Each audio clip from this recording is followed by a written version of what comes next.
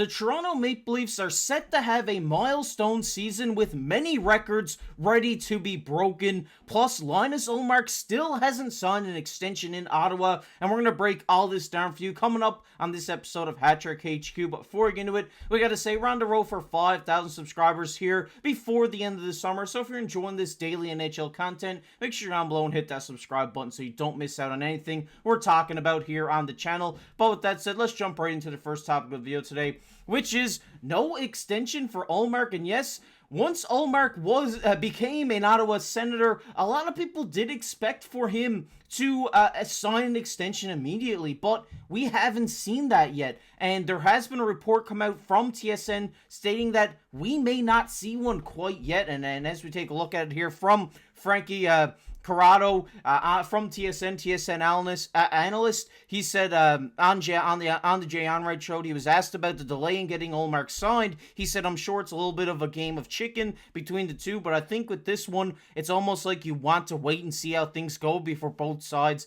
commit to things long term." And the hockey writers broke this down a little bit, and they said the Senators want to make sure that Ullmark will be a good fit for them before locking him in, but Ullmark also wants to get a sense of the market and see what someone like Jeremy Swayman, his good pal in Boston, is going to get. If Swayman is going to get $6 to $7 million, Ullmark doesn't want to lock in at a rate of $1 to $2 million less, and that's a perfect analysis there from the hockey writers, because I think that Ullmark is definitely just playing the waiting game now, because like you said, you don't want to leave money on the table during these contract negotiations. Is he worth 6-7 million? 100%. He's been an incredible goaltender here in the NHL, especially during his time in Boston. I mean, if we just bring up his stats here since 2020, in 2020-21 season with the Buffalo Sabres, he had a 917. Next year with Boston, he had a 917. Had back-to-back 920s in international play with Sweden. Then in 22-23 with Boston, he put up a 938, and then last season a 915. And the big thing here is a winning record during his time in the NHL, and that's what that's what the Ottawa Senators need, is a goaltender that's going to be solid for you every night, is guaranteed to get you a few wins. He's going to make those game-saving saves, and that's something that Ottawa hasn't had in a very long time, in my opinion. Maybe not ever. I mean, you could make the argument for Craig Anderson. Yes, he was a phenomenal goalie in his time with Ottawa, but the team wasn't quite there. Obviously now, with Ullmark, he's proven to be a solid goaltender in the NHL, and I think he will sign an extension in Ottawa, but I don't think it will be till maybe into the season, because like they say here, Ottawa wants to get a grip on this. They want to know, is Ullmark our guy? Is this the guy that we can go with for the future while we're going towards our window of winning? And if he isn't the guy, then maybe they let him walk and there's no extension in place. But if we go into the season, we see Ullmark keeping doing this, keep putting up these big numbers, these 915 save percentages, these even higher than that. I think we will definitely see him locked in here in Ottawa, and I think the $6 to $7 million range is, yes, it is a lot, especially for a goaltender, but that's the going rate right now, in my opinion. A lot of goaltenders are signing between that, $4 to $8 million range. Obviously, you got Bobrovsky up there, like, way out of the range, but I mean, that's where we're going with goaltenders. Their price and their wages are going up, so it just makes sense for Ullmark to sign for this. Then Ottawa doesn't need to worry about their goaltending situation, because that's one thing that's been a big emphasis of them over the years, is can they finally get that number one goaltender? And I think they do have it right now with Linus Ullmark,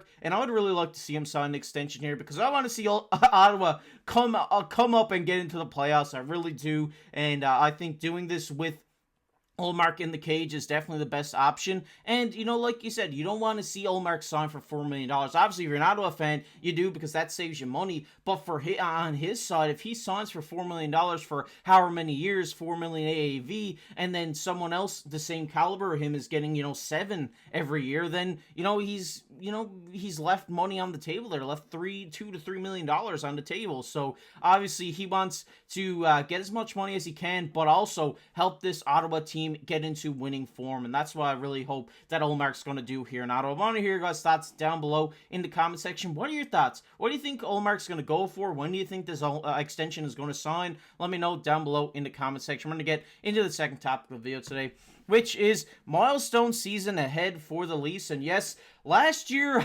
during their season, it seemed like we were doing a blank breaks history every single video, because there were so many records being broken. There were so many milestones being hit by these Toronto Maple Leafs players. And now this season, we do have some players that are right there to break records yet again. And first of all, the player we got to talk about, obviously the guy we talked probably about the most last season, was Auston Matthews. And this is what he's going for this game. 38 games until he hits 600. He has 51 points from 700. He's 65 points from 5th all-time on the Leafs scoring list. I think that is an amazing stat. I think by the end of his career, if he stays with the Leafs, he could definitely become number 1 on that all-time scoring list.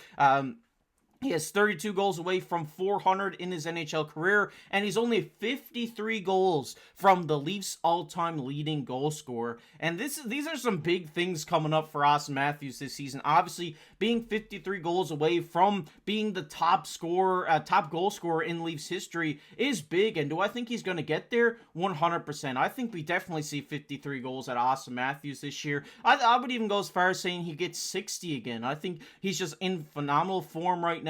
The way he was last season, the end of last season, I mean, even throughout the whole regular season, there was like games where he was getting hat trick after hat trick, and he was just playing phenomenal hockey, scoring a lot of goals for this Toronto Maple Leafs team. And I think he's going to be in this incredible form throughout this whole season, and I'm really excited to see this. And obviously being, almost being 5th on the leading points list for the Toronto Maple Leafs is huge as well. And I think if he can stay here and keep up on the pace he is, keeping this tremendous form, he could definitely be up there almost at the first top leading scorer. I would even argue to say he will be the leading scorer of the Leafs at the end of his career. And I think that after his career is done, after it's all said and done, if he wins a cup in Toronto, I think Auston Matthews will go down as the greatest Leaf of all time. That's my hot take there. Maybe not hot, maybe it's a little bit mild, but we got to talk about the second player here that might break some records this season. That's William Nylander. Obviously, William Nylander coming off an insane season, coming off an extension where he had multiple 10 game plus point streaks in the entire regular season. And if we look here, he's 33 goals from being a top 10 goal scorer in Leafs history. He's 72 points away from 600, and he's 36 points away from 10th on the all-time Leafs point list. And I think William Nylander's definitely going to get this. I think William Nylander goes again with another 40-goal season, which would put him up there in the top 10 for Leafs goal scoring, and 36 points, that's nothing for William Nylander. I think he's definitely going to do that. He's going to move into 10th all-time for the Leafs point list, and this is great, because I think William Nylander, like I said about Auston Matthews, was in tremendous form last season. I think he's going to continue that into this season. I think, saying that he's going to have 40 goals is definitely a guarantee. I think it just seems like he's been scoring that well for Toronto that he will put up these numbers again. Also, Nylander's great at that playmaking, so 36 points away is nothing for him. He's obviously going to get this. You could even argue that William Nylander may get 50 this year, depending on how hot he gets, depending on injuries and stuff like this, but I still think that Nylander is going to have a tremendous season here in Toronto and move up on that list in Leafs history, and I think this guy, by the end of his career, is going to be up on that list even higher. But we're going to get into the next player here, which is Morgan Rielly, obviously staple of the Leafs blue line. He's 9 games away from 800 in his career, which is a big milestone for Morgan Rielly. He's 20 goals from 100 as a defenseman too, which is pretty big as well. He's 28 points from 500 in his career, and he's only 57 points from second all-time Leafs points by a defenseman. So obviously, I think he could easily put up 57 points. I don't think it'd be easy, but he'll be just there. I think we're going to see a tremendous season out of Morgan Rielly. I've talked about about this so much here on the channel, where now he has Chris Tanev on the right side. He's going to be freed up a bit more offensively. So I think we're going to see a great offensive season for Morgan Rielly here. And I think saying 57, he's going to get 57 points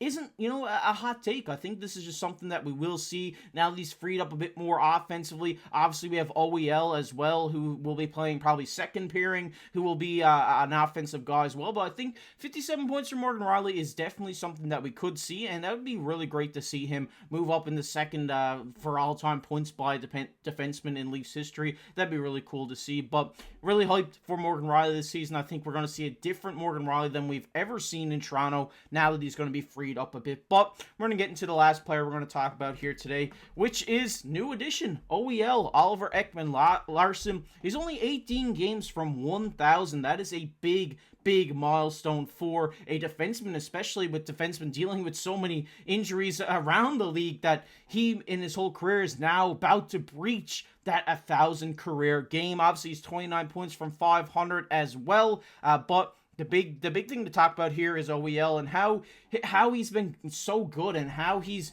been able to handle his body well enough that he's not getting injured, that he can play this 1,000 games. So this is a big milestone for OEL. We're going to see a big ceremony for him when he gets that, I guess what they give him, like a golden stick for hitting 1,000 games. So this is going to be great to see for OEL to do it in a Leafs jersey, and I think this guy's going to have a tremendous season for the Leafs. And I think a lot of people who maybe were upset about the OEL addition, I think are going to be eating their words towards the middle of the season when we see this guy unlock his potential that he's had over his career. And I think that he's going to have a tremendous season here in Toronto as well. Will it be an amazing season?